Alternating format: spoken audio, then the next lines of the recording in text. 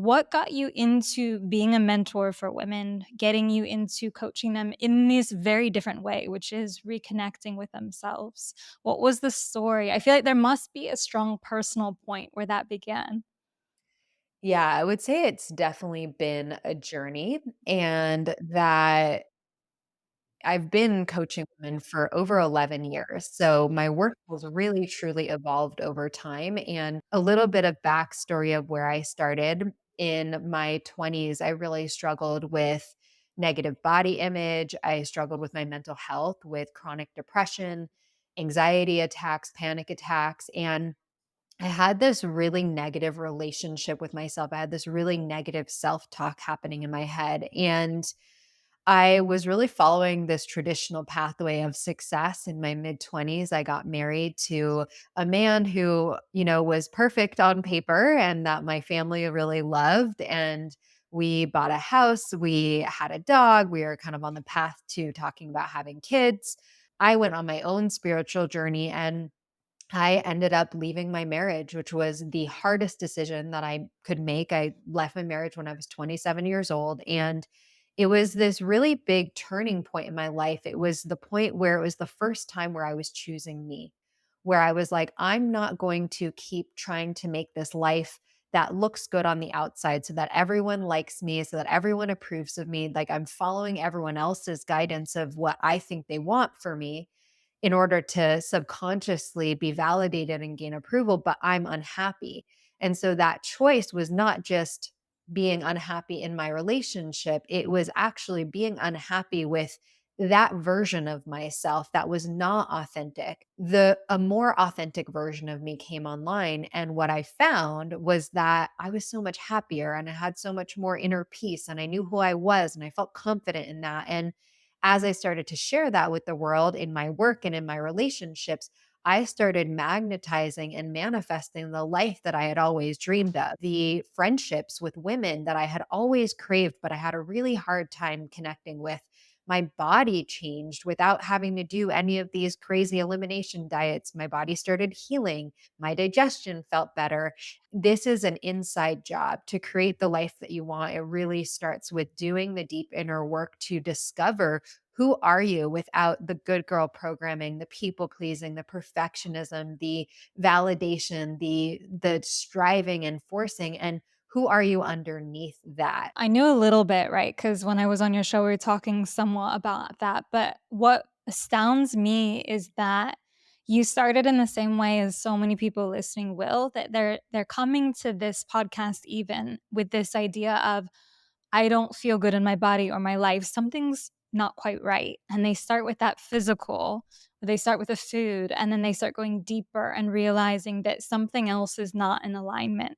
And it's not just the way I'm eating or the way I'm moving, but it's the actual way that I'm showing up or not. And that can involve, like it did for you, shedding some really difficult relationships. Like, really, that's kind of the hardest thing you can do. I mean, that is creating grief of one form because you are ending one life and starting another. And so I think it's really powerful for people to listen because you have done that transition.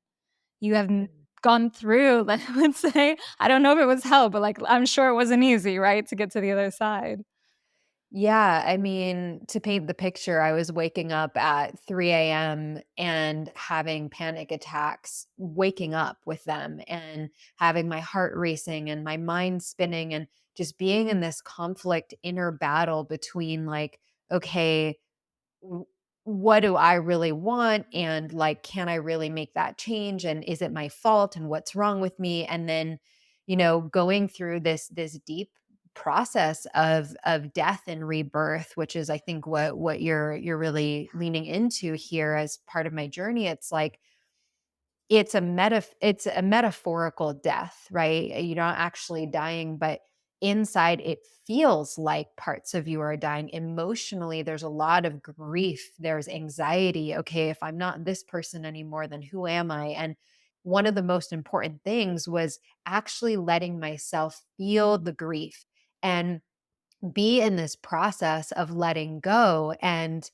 it's a really challenging process. When you're in that place, it can feel like, oh my God, am I going to survive? Am I going to make it through this? What is on the other side of this? Can I really step into this new version of myself? Am I going to be successful? I was afraid of that, especially with chronic depression. And I believe that part of the reason why I had chronic depression and anxiety is because I was stuffing down my emotions. I was emotionally eating, I was distracting, I was avoiding, and I wasn't fully letting myself feel. And your mind might tell you, oh, if I let myself feel that sadness or that grief, then I'm going to get stuck there. It's going to be worse than it is right now. And there's research that shows that if you fully let yourself feel the emotion, that it only takes 90 seconds to process that energy, to metabolize that energy, to move it through your body. And this is what I teach my clients in embodiment work. Often you don't think about how does this relate to me for that next stage of growth, which I want to talk to you about as well, because I know this is something that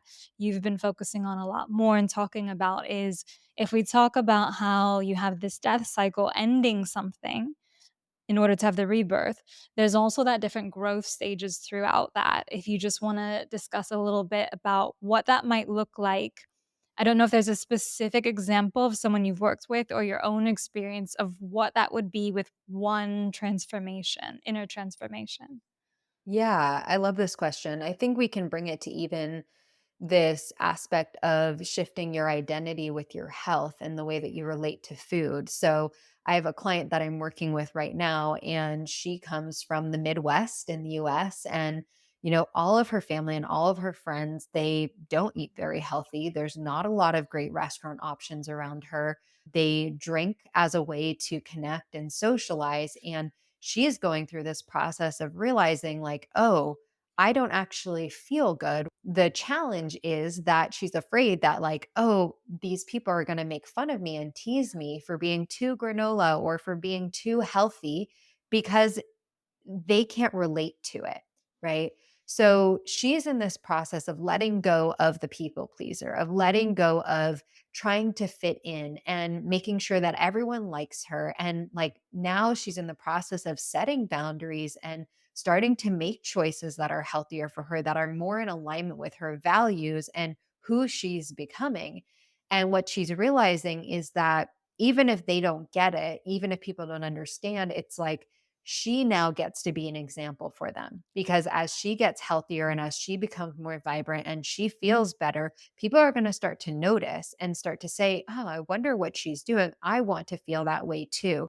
It is hard to keep socializing and keep connecting with people who don't have similar values, or maybe you feel peer pressure and you don't feel fully supported in the choices that you're making. And, for me in my life, that was really about letting go of surface level relationships where I didn't feel safe to be my sensitive or intuitive or sensual self. Like those are all really deep aspects of who I am. And there were certain environments or people that I was relating with that, even if they asked how I was doing, I didn't feel like I could give a real response because I didn't feel like they would really get it and I didn't feel seen. So that in between stage is really this void. It can be this emptiness, but just know that if you're in there and you feel like everything's falling apart and everything's crumbling, that is part of the process that we need to go through. It's an essential part of the process in order to be reborn, in order to be be more of who you really are. The void, I'm just processing this because two very helpful examples. The one in your own situation with relationships, but also with this client who, and I know lots of people listening have felt this, that you are trying for certain wellness habits and the people around you are not. But the image that you gave of the void is perfect because a lot of people, they get to the edge where they see that void, right? Where they have to make the jump, the leap of faith. They have to let go of a lot of stuff as they fall down. But so many people back away because of fear of what they will lose instead of thinking of what's on the other side there. And it's everything that you said, being your authentic self, feeling your best, inspiring people. But I know that that can be really scary, looking down at that big black hole with no idea of how are you gonna land, what's gonna happen, who will be there with you. Totally. And that is really the scariest part because our ego, our mind doesn't like the unknown because it doesn't know how to protect us. It can't identify like what's going to happen next. So it likes to be in control. And if it doesn't know what's going to be there, it's going to make up it. We have this thing called the negativity bias where we focus on the things that could go wrong. And it's a safety mechanism. So we can like thank our ego for trying to keep us safe and really work on our nervous system and work on our mindset to stay regulated when those fears come up and not believe them because we have a choice. And this is something that I really learned when I started meditating, when I started to learn how to separate from my thoughts as my identity. It was like, oh, okay, these are just fears. They're stories based on what I learned when I was younger, based on previous experiences. And these are the same stories that are just trying to keep me safe, but they're not necessarily true. It's inevitable that as you evolve and change, you are going to attract the people that you're meant to, that you feel fully supported by, fully seen by. It's inevitable that as you continue to follow your passions and your purpose, and you fully go into that and you own your gifts, that you're going to be successful. Like it's not easy. There's no part of this that is easy, but it's the type of effort and the work that makes the life that you actually want. And I do feel like it is really helpful to surround yourself with other people who have similar mindsets, which you're doing right now if you're listening to this because you're listening and you're hearing new ideas, you're hearing what's possible for you. This is really the first generation of women who are doing that. So we don't have that many examples. It's not like we can look to, most of us can look to our moms or our grandmothers and see that like they were creating the life that they wanted. Like they didn't have access to that at that time. So This is a point that often gets underestimated, and it's probably for anyone listening that has gotten to that cliff, to that void, and did not feel they could do it. I'm betting it was because you didn't have those people around you, or you couldn't see someone else who has already done it. Because if you're doing it alone, like you said, it's almost impossible. It is so hard because you don't have the examples of previous generations. You don't have the example necessarily of friends that you know, and you really do have to seek that out in order to I feel like and this is kind of a next question for you because I feel like you need to seek that out even to become aware of some of the things you're suppressing that are really keeping you away from joy. Things like you mentioned a little bit about how we have the good girl mentality, how we avoid connecting to ourselves from a sense of intimacy and pleasure. I know you focus a lot on that. Can you talk a little bit about what are some of the ways that we pre jumping the void? Let's just keep this metaphor going. Some of the ways that we are not connecting to our inner selves, and then how that looks different once you do. yeah. So what I find is that most women, including my previous self, would are living 80 to 90% of the time in their masculine energy. Anytime that I've talked or taught on this topic, and I ask women, like when you look at your life and all the different areas of your life, like, are you constantly in doing, in thinking, in planning, in checking things off your list, in productivity mode?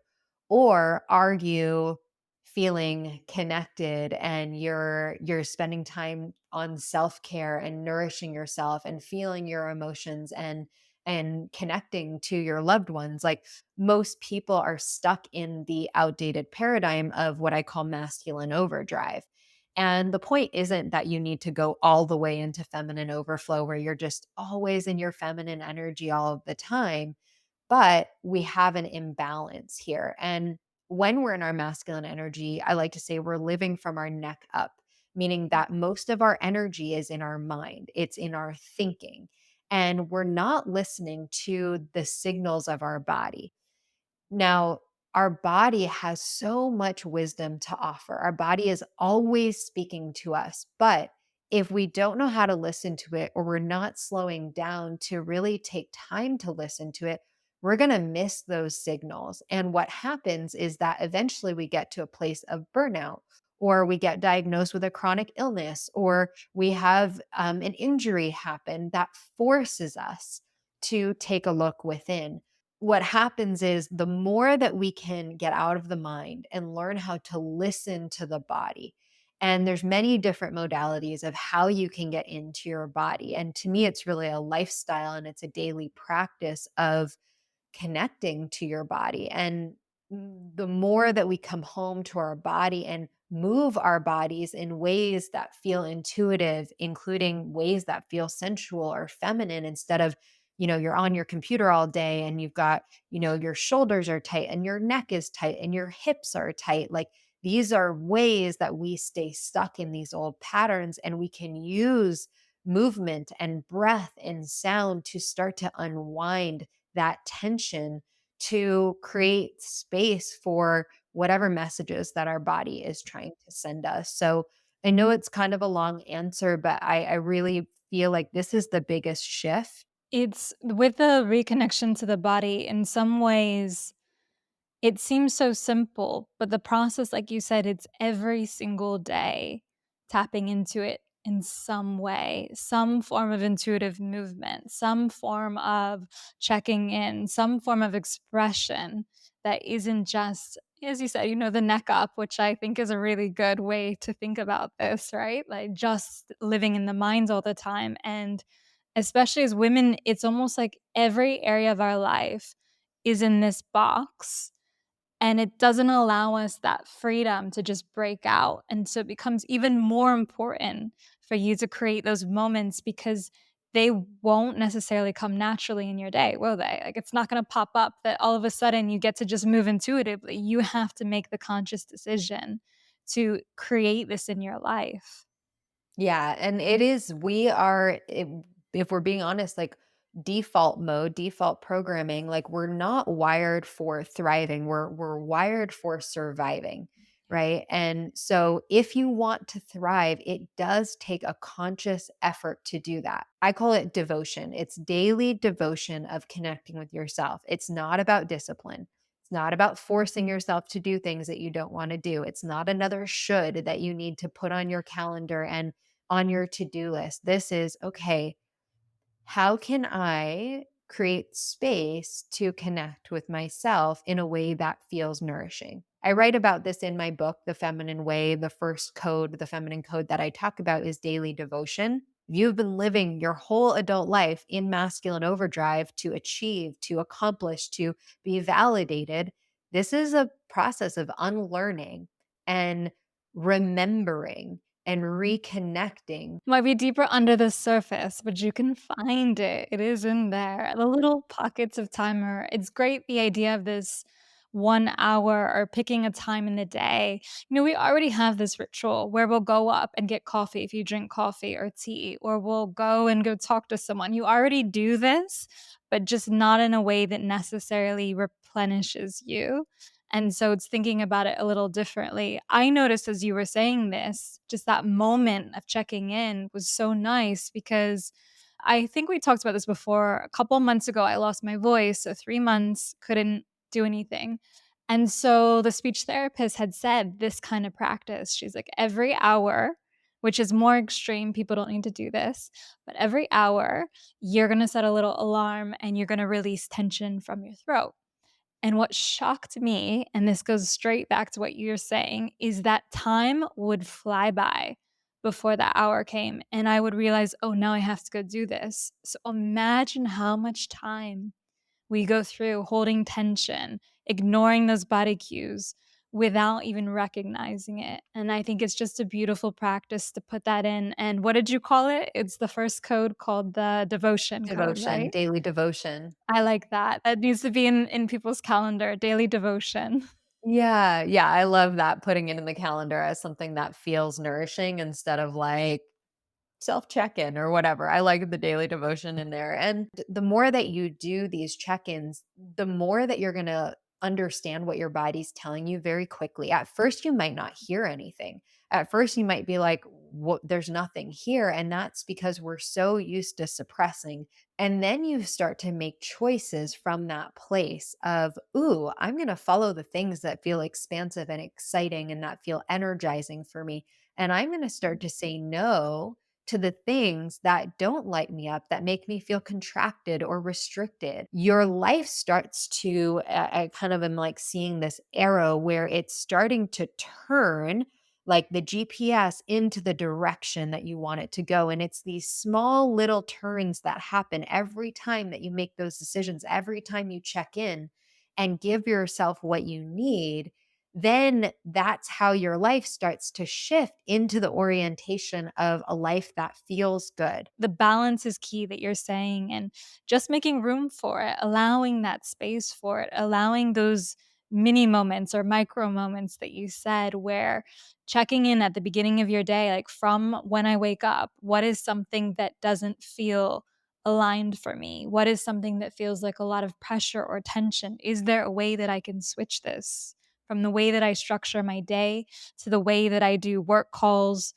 What is it? I mean, we often think there's no way that we can move this stuff, but it's because we don't try, like, we don't ask, we don't experiment, we don't have the curiosity that you said.